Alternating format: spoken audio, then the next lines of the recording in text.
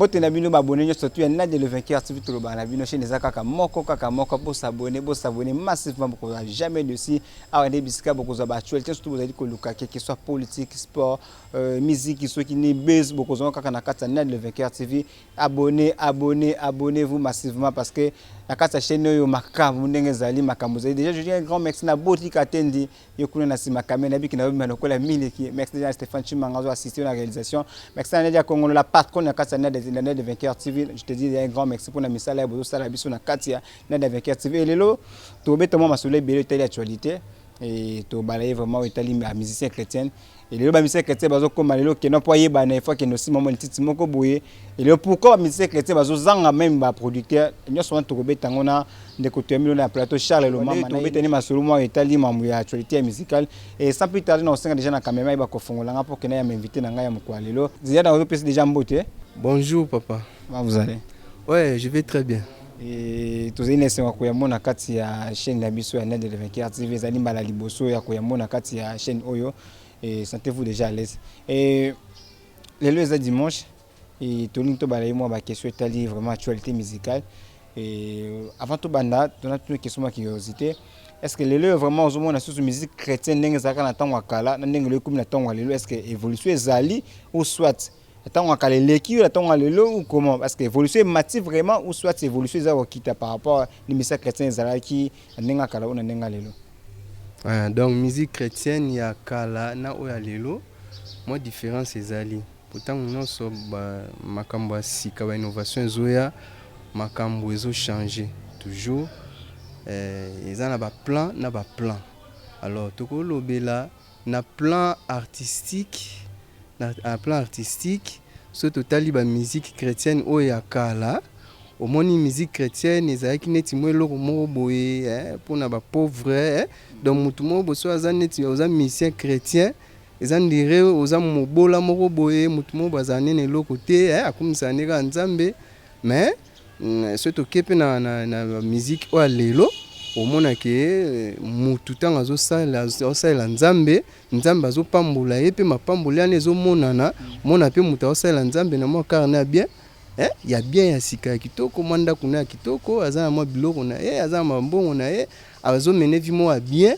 kati na kolo vous comprenez donc moi différence on a na moni entre musique chrétienne ya kala na oyo ya sika oyo lelo ezali wana moi à part Rwanda ceux qui toke na ba plan mususu neti pona ndenge o etali pona ndenge ba composition toko kotata na plan si les plans composition au mona ke chantre pena donc ba chantre o kala bazaki pena so azoyemba pena donc boye au sentir pena que chantre azolelisa ba musique c'est modernisé est-ce musique c'est modernisé on a ba changer pe style ko yembela ouais ba tu ba changer moi mon style ko yembela mais ba chantre o biso to za oyo katangwa kala nazolo batango to oyo ka ba deningonde tozoyo ka ba po ba nzembo nete yo zali nzambe na mawa bon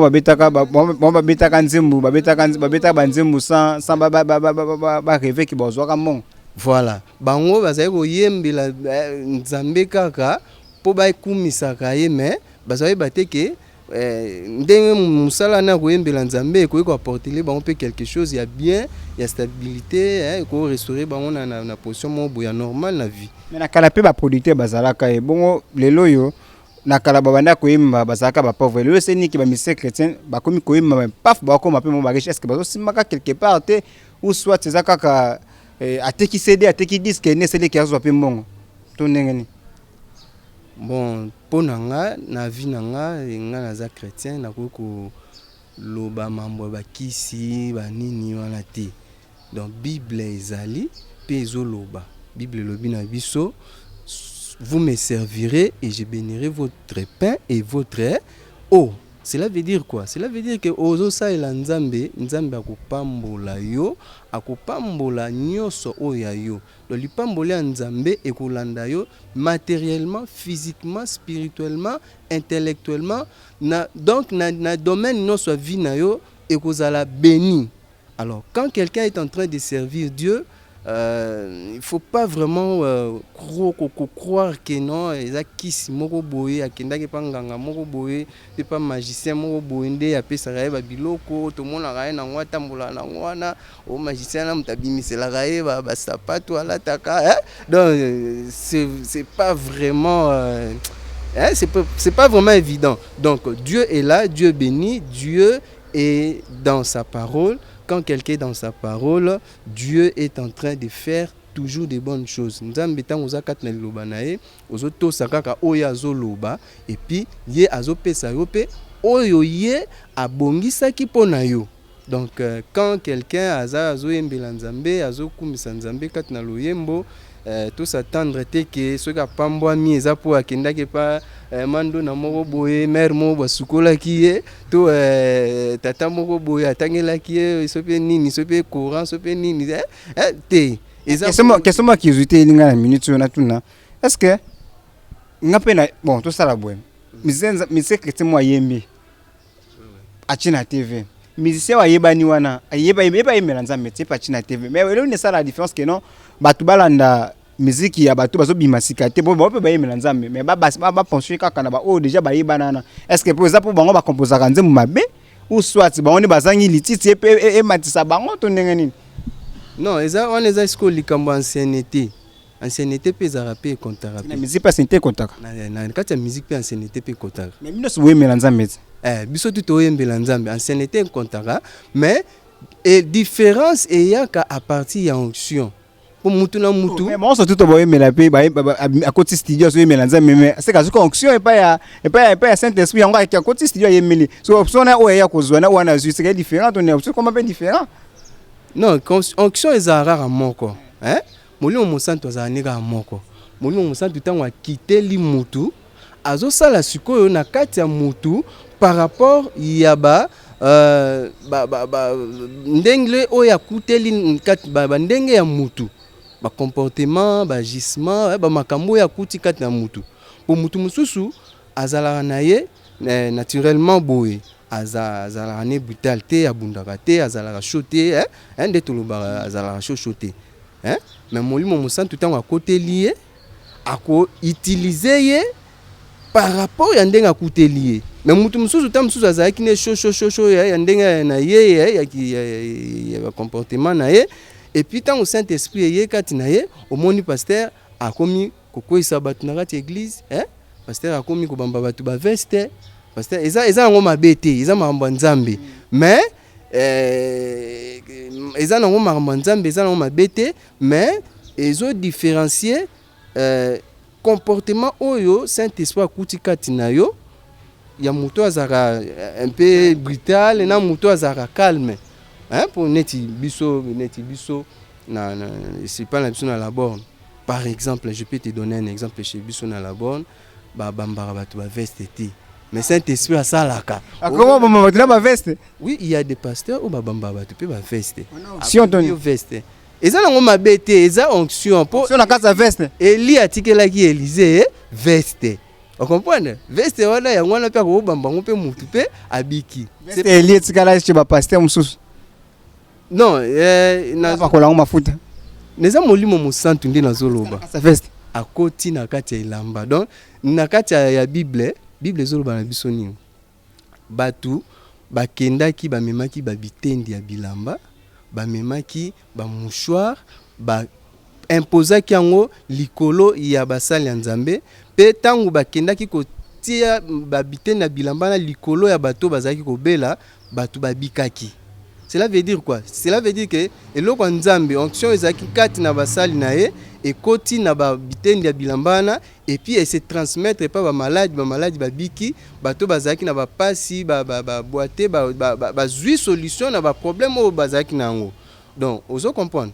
Donc yango na zoloba poto zonga pinda na kati ya question na yo tango mutu azosalela nzambe eke apambwami eza nango likambo te o bozwa mbamo edeki c'est quelqu'un qui pas mutu moko boye apesa ki kisi c'est quelqu'un pas mutu moko boye asalela ki mo rituel moko boye tamso kanga ke mo singa moko boye tamsusu apakola ke mafuta tamsusu asukola ki te.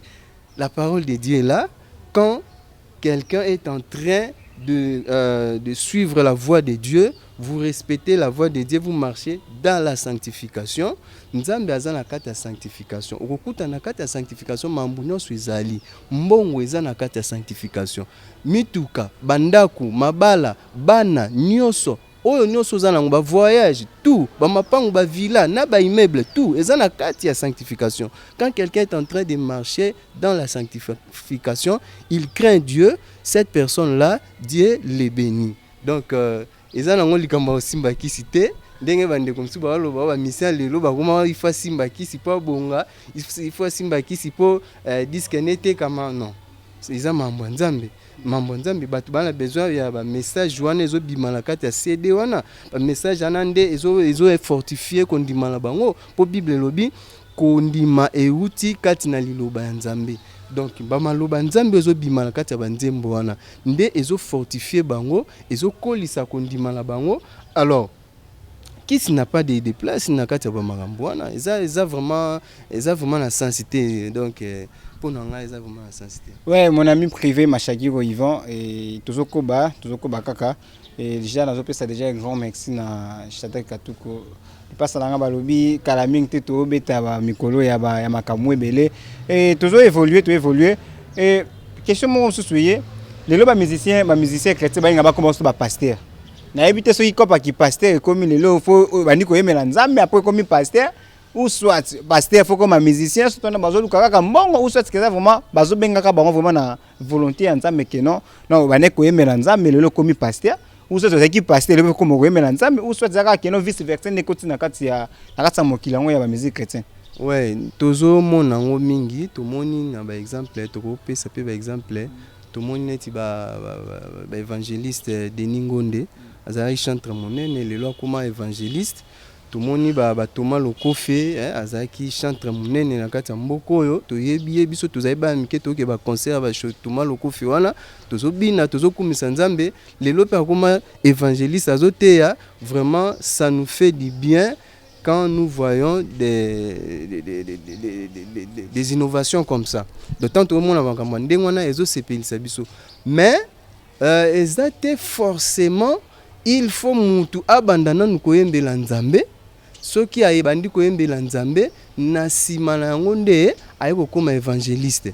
Donc forcément il faut mutu abandonner na koyembela nzambe bon comme évangéliste. Ezo dépendre na appel ya nzambe. Donc tango mutu yambiye sulokola nkolo pe mobikisi na ye akomi ekelamu ya sika. Molimo mosantu nde ezotambwisa bomoi na ye. Molimo mosantu tango ekoti na bomoi ya mutu yango nde ekotinda ye asala mosala ya nzambe selon ndenge oyo yango ekotindela ye. Ekotinda na musique, ekotinda na évangélisation, ekotinda yo na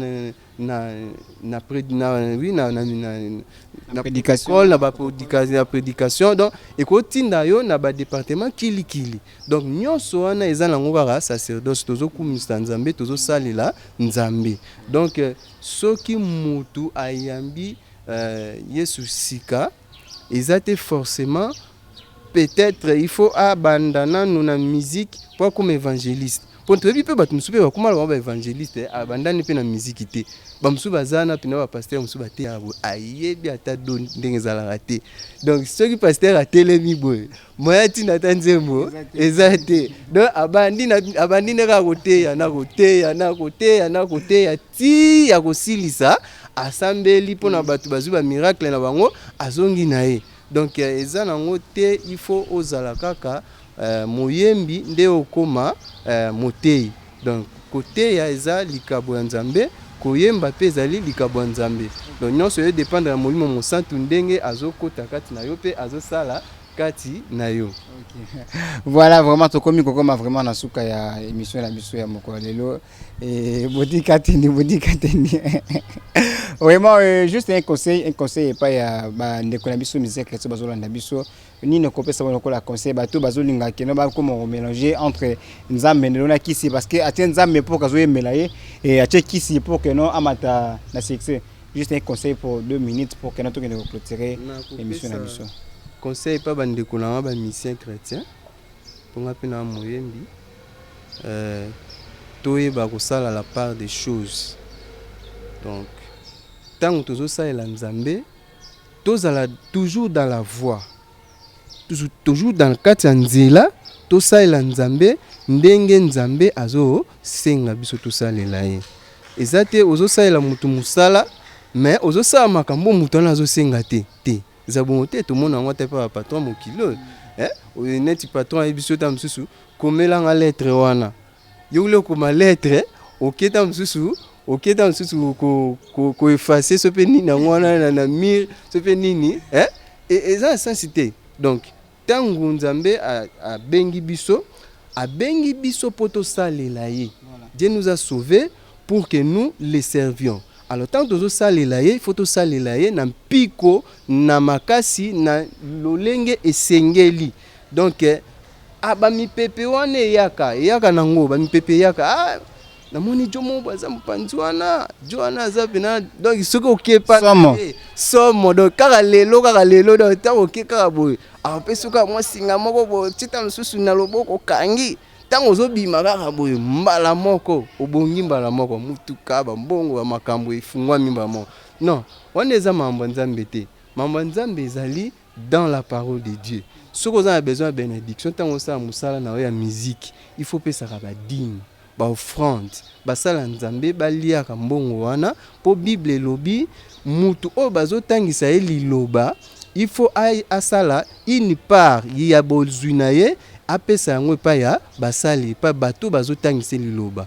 Donc tant bazotangisa liloba Nzambe il faut yope oyeba pe na kopesa Nzambe oya ye part tant basala Nzambe bazolia yango yozo pambwama ba mituka wana ezango bilo pamba ezo ya tic tac ba miracle ya tic tac ba avion ba ya tic tac ba immeuble ya tic tac ba mbongo ba ndaku ba biloko ba tic tac. Dieu est un Dieu de tic tac. Donc ils en ont été au Nzambe azara Nzambe wala la ratoto te azara tic tac. Donc tant oza en connexion na ye directement aux autres bénédictions na ye sans problème. Donc au conseil na pesi bande kolanga ba mission o bazo bima mikolo yo pour ba mission bazo bima mingi.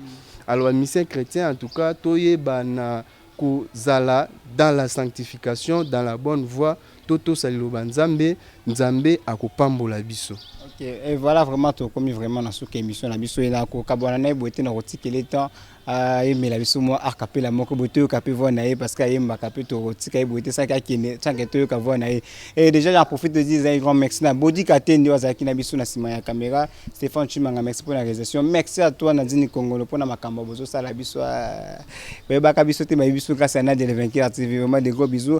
Mon ami privé Machagio, ils vont bientôt déjà CNTS vraiment tozi la ngona maboko ya kofungwama. Et quand on moi déjà na otikele déjà micro atikala ko tira biso akapela moko boye pe wa profiter pe sapi mabangane déjà na directement jinja mutete parti Vitali Kamere. OK, ba abonné na biso na tikeli bino plateau atiko ça akapela mama keke mabanga et tout monde ngana bino tout monde ni tu es bon tu es mon papa oh tu es mon Jésus. Oh Jésus, tu es bon, tu es mon papa. Oh, tu es bon pour moi. Oh, tu es bon pour moi. Oh, tu es bon Jésus. Oh, tu es bon pour moi. Tu peux tout Seigneur. Tu as tout Seigneur. Oh, tu es tout pour moi. Oh, dans ma vie, tu es bon. Oh, Jésus, tu es bon. Oh, tu es bon pour moi. Tu as tout pour moi. Oh, tu peux tout pour moi. Oh, tu es tout pour moi. Jésus, tu es bon, je t'élève Jésus, je te bénis Seigneur. Oh, tu es bon, oh Jésus, tu es bon, oh Jésus, tu es bon pour moi. Dans ma famille, tu es bon, dans mon mariage, tu es bon, dans ma vie, tu es bon Seigneur. Oh, tu es bon Jésus, oh, tu es bon pour moi. Oh, Jésus, tu es bon pour moi. Oh, tu es bon Seigneur. Oh, tu es bon pour moi. Oh, tu es bon pour moi. Oh, tu es bon pour moi. Oh, tu es bon pour moi. Oh, tu es bon pour moi. Tu es bon. Molimo mo santo azaliawa. Molimo mo santo azosala. Molimo mo santo azokangola. Molimo mo santo azaliawa. Molimo mo santo azosala. Molimo mo santo azokangola. Kumama na yo ozali mo santu we. Ozali mo santu we, mo santu we. Yonde kolo na nyonso pesaka nyonso ozali mo santu we. Ozali mo santu. Oh mo santu we. Yokolo na nyo likolo na se esimami na yo Jésus ye. Ozali mo santu. Oh mo santu we. Yonde kolo na nyonso Nzambe na ngai ozali miracle. Ozali mo santu we, mo santu we. Yonde kolo na nyonso kumama na yo Nzamba miracle.